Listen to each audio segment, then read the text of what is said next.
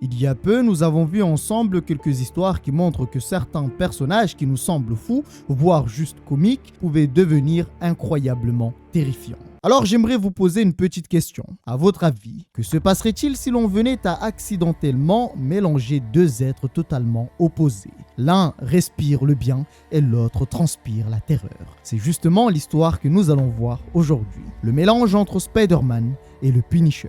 Tout cela a commencé lors de l'un des événements les plus connus, voire légendaires, de l'univers Marvel. Ce jour-là, Peter Parker, un jeune orphelin, mais surtout passionné de science, a été mordu par la Veuve Noire, portant aussi le nom de Stitoda Nobilis. Cette bête est plutôt particulière, car elle ne possède pas l'emblème mythique de l'homme araignée, non, elle arbore celui du Punisher.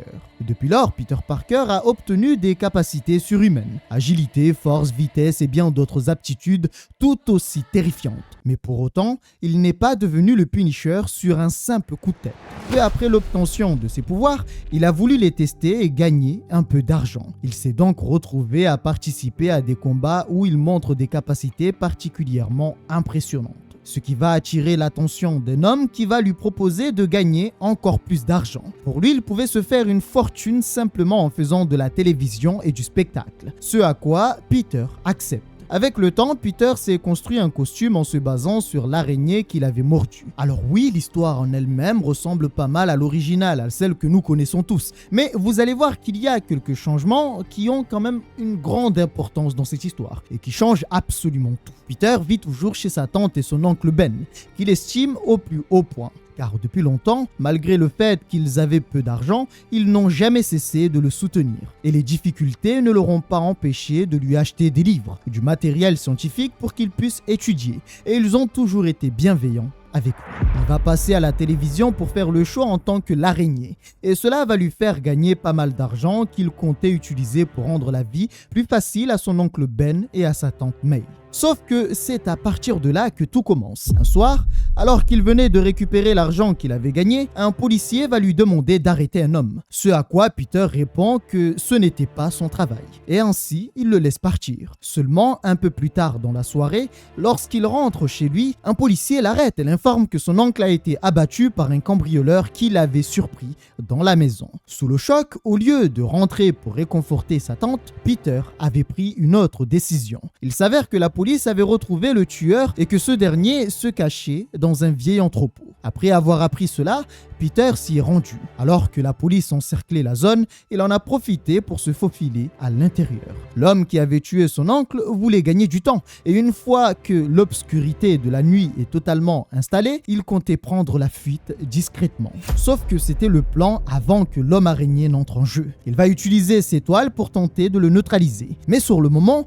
il constate quelque chose d'étrange. Son Spider-Sense s'active pour la première fois afin de le prévenir d'un danger imminent. Alors naturellement, il l'a suivi. Résultat, il a pu esquiver le coup de feu avant que ce soit trop tard. À cet instant, il s'est rendu compte que la personne qui avait tué son oncle était celle qu'il avait laissé s'échapper. Pendant que tout cela se passait, un homme avait réussi à entrer sans être vu dans le hangar et a entendu 2 coups de feu. Peter avait décidé de le tuer. Il estimait que tout cela était de sa faute, car il avait le pouvoir d'empêcher le meurtre de son oncle Ben, mais avait commis l'erreur de ne penser qu'à lui-même. Alors il promet que plus jamais cela n'allait arriver. Pour la première fois de toute sa vie, il venait de commettre un meurtre. Mais à ce moment-là, il n'a ressenti aucun regret. À cet instant, après avoir vu tout cela, l'homme qui était entré était sous le choc. Et en panique, sans faire attention, il tombe. Heureusement, Peter le rattrape avant que ce soit trop tard. Seulement, sans faire exprès, il a pris une photo de l'instant. Et cette photo, justement, va créer la légende. Résultat, le lendemain, à la une des journaux, on annonce que l'araignée Punisher terrorise la ville. C'est la première fois qu'on lui donne le nom du Punisher. On dit même qu'un journaliste a failli être tué. Ce n'est pas vraiment ce qui s'est passé, mais Jonah Jameson, qui est derrière cette publication, s'en foutait complètement. Le but était de vendre des journaux et de faire un maximum d'argent. La vérité, on s'en fout. Peter Parker a changé depuis qu'il a juré qu'il n'y aurait plus de victimes comme son oncle Ben. Il était si déterminé qu'il était prêt à endurer les mensonges, les critiques ou tout autre moyen de l'attaquer. Il y a d'ailleurs quelque chose d'assez intéressant. Peter considère Spider-Man, ou plutôt Punisher, comme étant son autre lui, son alter ego. Et vous l'aurez compris, il le sépare totalement de sa vie privée. Avec le temps, il va se mettre à traquer les vilains tout en gagnant de l'argent. Comment? Eh bien, c'est simple. Vu que Jonah Jameson est obsédé par lui, il profite de ses apparitions pour prendre des photos durant ses combats et capture les meilleurs clichés possibles pour pouvoir aller les vendre. Alors bien sûr, il ne les vend pas à n'importe qui et ne les vend pas à bas prix. Non, une fois qu'il a obtenu ces photos, il les vend à Jonah Jameson en personne, qui était le seul à payer le prix fort pour avoir ces photos. Les autres journaux n'étaient pas prêts à payer autant. Alors ce n'est pas tout, car Peter avait récupéré l'arme de la personne qui avait tué l'oncle Ben. Lorsqu'il est Spider-Man, ou plutôt, je me trompe à chaque fois, le Punisher, il la garde avec lui. Mais jusqu'à maintenant, il n'a jamais eu besoin de l'utiliser. La raison est simple. Jusqu'à présent, il n'a pas encore vraiment décidé de tuer ses ennemis. Le problème, c'est qu'en faisant cela, il est aussi conscient qu'ils vont certainement revenir se venger après leur défaite contre lui. Il l'a expérimenté avec le Gobelin. Ils se sont battus de nombreuses fois et ce dernier revenait toujours. Mais la différence, c'est qu'il revenait à chaque fois plus fort et plus violent. Le jour où il a vu le Gobelin encaisser des balles sans que cela ne l'affecte, il a eu un véritable électrochoc. En fait, le Gobelin avait mis en place un blindage réactif. Une fois qu'une balle ou un projectile puissant l'atteignait, la partie touchée explosait vers l'extérieur, annulant ainsi la force de pénétration du projectile. Pour être sûr de ne pas mourir à cause de ces expériences, le Gobelin avait renforcé ce système avec une couche de fibres par balle, au cas où le mécanisme ne fonctionnerait pas. Ce n'est pas tout, car une fois la partie touchée détruite, il faut absolument la remplacer, car elle devient inutilisable. Tout ce système permet au Gobelin de devenir invulnérable contre les balles, et surtout de pouvoir fuir sans être gravement blessé. Alors lui aussi a décidé d'améliorer son matériel pour combattre le crime, et surtout afin qu'il ne puisse pas mettre en danger des innocents. Il a conçu un chargeur de mitraillette à chaîne de petit calibre, capable d'alimenter des pistolets qu'il avait installés sur ses poignets. Ce n'est pas tout, il a installé des capteurs dans ses pommes, lui permettant de choisir la gamme de munitions, explosives, perforantes, incendiaires, voire même IEM. De quoi te griller sur place. Ainsi, il s'est donc préparé à toute éventualité. Aux informations, on informe qu'à Brooklyn, les dealers sont en train de s'entretuer et beaucoup de corps ont été retrouvés. Pour Peter, il fallait laisser la vermine s'entretuer jusqu'au dernier. Alors on pourrait se demander, avec toute cette préparation, va-t-il réellement tuer des gens? Eh bien oui, et sans aucune pitié. Les premières personnes sur lesquelles il a testé ses armes, c'est un groupe de vilains nommés les Sinister Six. Ces derniers avaient menacé les mauvaises personnes, à savoir ses proches. Il a donc utilisé ses munitions IEM pour faire griller Electro, qui faisait partie de ce groupe. Pour Kraven, il l'a massacré avec des munitions explosives. Il a livré un combat extrêmement violent avec Mystérieux avant de l'éliminer pour de bon, puis a utilisé des munitions incendiaires pour transformer l'homme sable en verre. Concernant le vautour, il lui a arraché ses ailes avant de se débarrasser de lui. Et enfin, l'homme qui dirigeait tout cela, le Docteur Octopus, il a utilisé des munitions percutantes pour briser ses bras mécaniques qui le protégeaient avant de l'éliminer. Seulement, une fois qu'il les a massacrés et qu'il a voulu mettre sa tante à l'abri, la peur qu'il a vue dans ses yeux lui a fait comprendre qu'il ne devait jamais révéler à ses proches qu'il était le Punisher. Avec tout ça, il a commencé à ressentir une certaine culpabilité en gagnant de l'argent grâce aux photos qu'il prenait de ses combats. Car après tout, il tuait ces gens, mais il fait comprendre que ce n'est pas du regret, juste un léger sentiment de culpabilité qui ne l'empêche pas de continuer. Grâce à lui, pendant un certain temps, l'activité criminelle à New York a chuté, ce qui lui a permis de reprendre normalement le cours de sa vie. Un jour, il a fait la rencontre d'un certain Harry Osborn, fils de Norman Osborn. Et ce n'est pas tout, car en reprenant les cours, il a rencontré une femme qui lui plaisait énormément, faisant de lui désormais un étudiant amoureux. Mais attention, cela va faire qu'il va en quelque sorte quitter les rues. Et depuis lors, le Punisher n'apparaît que rarement, voire pas du tout, dans les rues. Cela va provoquer une hausse de la criminalité. Des guerres de territoire ont éclaté, entraînant la mort de beaucoup d'innocents. Ce chaos s'explique aussi par la disparition du caïd, aussi appelé Kingpin. Car oui, le Punisher, ou Spider-Man, comme vous voulez, il l'a abattu. Et ce qui est surprenant, c'est que malgré ces guerres de territoire, tout cela lui convenait. De son côté, tout ce qu'il va faire, c'est profiter de sa vie d'étudiant. On apprend beaucoup de choses, notamment le fait que Harry Osborn soit amoureux de MJ. Oui, Mary Jane, celle dont Peter a toujours été amoureux dans les nombreuses histoires le concernant. Et devinez quoi, dans cette histoire, il ne l'aime pas et préfère Gwen Stacy. Autre détail, Harry Osborn aime MJ, mais MJ ne l'aime pas. Enfin, leur relation est plutôt toxique, ce qui a tendance à installer un malaise. Enfin bref, leurs histoires amoureuses ne nous intéressent pas vraiment. Retenez juste que Harry Osborn et Mary Jane ont une relation plutôt délicate. Quant à Peter, de son côté, ça va, ce n'est pas trop compliqué et la communication avec Gwen est plutôt facile, voire très agréable. Leur relation est assez solide. Parmi ses ennemis, le plus terrifiant reste le Gobelin, le père de Harry Osborn, son ami. Ce dernier avait réussi à neutraliser son sens de l'araignée avec de la drogue. Il l'a suivi et a ainsi pu obtenir son identité. Suite à ça,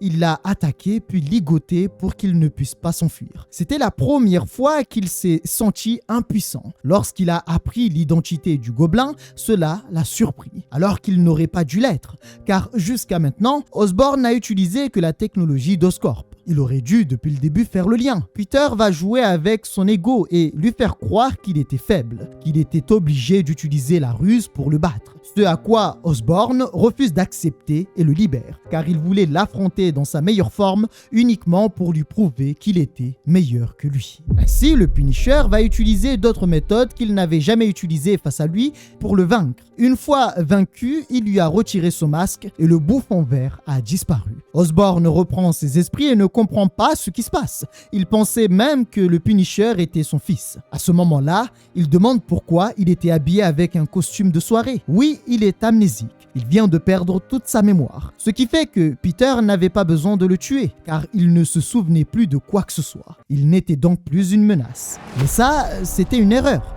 car son plan, à savoir laisser son amnésie faire le travail, n'a duré qu'un certain temps. Des mois plus tard, Osborn a commencé à se souvenir de leur combat. Sa compagnie a commencé à s'écrouler et de son côté, il n'allait pas très bien. À la fin, ce qui bloquait ses souvenirs s'est brisé, faisant ainsi revenir le Gobelin. Et désormais, il voulait se venger. Un jour, alors que Gwen rentrait chez eux pour rejoindre Peter, une chose terrible s'est produite. Quelques heures plus tard, Peter va revenir. Mais une fois rentré, il constate un carnage et Gwen n'était pas là. Pas de message, rien du tout. Pourtant, il a rapidement fait le lien. Osborn voulait frapper là où ça fait vraiment mal. Lorsqu'il l'a retrouvé sur le Brooklyn Bridge, Osborn lui a donné les conditions pour que Gwen puisse vivre. Le Punisher devait mourir. Il devait d'abord retirer ses pistolets et sauter dans le vide, sans tenter de se rattraper. S'il le faisait, alors il allait la laisser vivre. Peter savait que pour l'arrêter, il devait l'éliminer. Pour ça, il s'est basé sur l'étude qu'il a faite de son armure. Pour rappel, son armure rejette les projectiles. Mais une fois activée et utilisée, cela laisse un trou à l'endroit précis où le premier impact a eu lieu. Peter tire donc 3 balles. La première est une balle perforante, puis 2 chevilles en téflon. Cela permet de briser la première protection, puis la seconde et enfin atteindre la cible. Tout ce qu'il venait de faire n'était qu'une théorie qu'il avait imaginée pour contrer cette technologie. Et pour que cela fonctionne, il fallait viser à un endroit précis, là où la première balle touche. Viser ailleurs ne sert à rien car sa protection allait quand même le protéger. Cela prouve que sa détermination à éliminer les gens qu'il estime dangereux est sans faille, sans compter le fait qu'il soit extrêmement intelligent. Pour rappel, il a analysé et contré une technologie qu'il n'a jamais testée. Il l'a simplement vue à l'œuvre et a déterminé son fonctionnement ainsi que la manière de la neutraliser. Résultat, le Gobelin est mort. Mais avant de mourir, il avait fait en sorte que Peter ne puisse pas rattraper Gwen, même s'il venait à le tuer, car ses toiles ne seraient pas assez rapides. Seulement, son plan n'avait pas pris en compte l'intelligence presque folle de Peter, qui, en l'espace de quelques secondes, avait calculé la distance, la trajectoire, la vitesse et même l'élasticité afin de trouver le meilleur moyen de la sauver. Il dira même que son esprit conscient a réagi sans réfléchir, uniquement par instinct. Voyant que Gwen était toujours inconsciente, en panique, il va tout faire pour la sauver, ce qui va faire qu'il va commettre quelques erreurs, notamment le fait de révéler son identité devant elle. Lorsqu'elle se réveille, il essaie de se rattraper en remettant rapidement son masque. Mais c'était trop tard, elle avait vu son visage. Mais on constate que malgré sa réputation, pour Gwen, il l'a sauvée. D'un autre côté, Peter voit les choses autrement. Il estime que tout cela est de sa faute. C'est lui qui a failli la tuer. Il savait parfaitement que le monde des super-héros est dangereux et cruel. Il ne fait pas de cadeaux. Quelque temps plus tard, Harry Osborn s'est rendu à la morgue pour identifier son père. À ses côtés se trouvait Peter. Alors qu'il voulait le raccompagner chez lui, une fois à l'extérieur, Harry fait savoir qu'il ne pouvait pas permettre au Punisher de s'en sortir. À cet instant, Peter lui recommande de laisser ça aux autorités. Mais pour lui, la police aurait dû l'arrêter depuis longtemps. Jusqu'à maintenant, elle n'a jamais été capable de le faire. Alors qui pourrait punir le Punisher pour ses actions? Ainsi, tout recommence. La boucle est ouverte. Une fois qu'on en tue un, d'autres reviennent pour se venger. Peter est arrivé à la conclusion suivante. Lorsqu'il ôte la vie pour protéger ses proches, tout cela se transforme en une escalade de violence. Il a donc décidé d'avouer la vérité à Gwen et de se concentrer sur sa vie. Ils vont alors discuter durant un long moment. Bien que cela a été assez dur pour elle, au final, elle a accepté son autre lui et lui a redonné cette place qu'elle lui avait accordée dans sa vie. Il savait parfaitement que s'il voulait être avec Gwen et rester à ses côtés, il devait abandonner son autre lui. Alors il fait savoir qu'il avait obtenu le pouvoir. Il avait la responsabilité de rendre la femme qu'il aime heureuse. Mais par ses actions, il a failli tout gâcher. Il est arrivé à cette conclusion. Plus jamais cela ne devait se reproduire. Il a préféré choisir la voie de l'amour, oubliant ainsi tout son passé. Plus de pouvoir, plus de violence, plus de Punisher.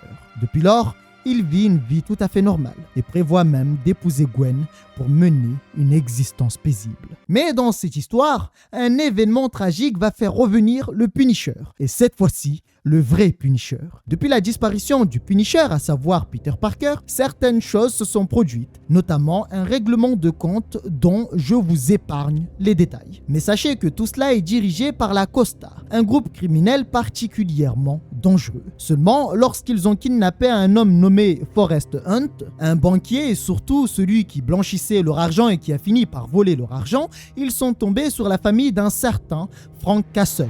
Ce jour-là, toute sa famille a été tuée parce qu'ils se sont retrouvés au mauvais endroit, au mauvais moment. Lorsque la police est arrivée, elle a remarqué qu'il manquait un corps. Toute la famille était là, mais il semble que le père a disparu. Frank Castle n'était plus là. Ce dernier avait survécu et avait marché durant très longtemps avant de trébucher dans une ruelle, renversant au passage une poubelle, celle qui contenait le costume de Peter Parker. Ainsi se termine l'histoire de Peter Parker en tant que Punisher. Mais c'est aussi ainsi que commence l'histoire de Frank Castle en tant que Punisher. Ouais, la fin est terrifiante. Je vous le dis d'avance, Frank Castle en tant que Punisher me terrifie bien plus que Spider-Man en tant que Punisher. Ce mec n'est pas bien dans sa tête. Là où Spider-Man peut ressentir du remords et se remettre en question, Frank Castle de son côté va simplement se dire « Bon, qui est le prochain à qui je vais péter les couilles ?»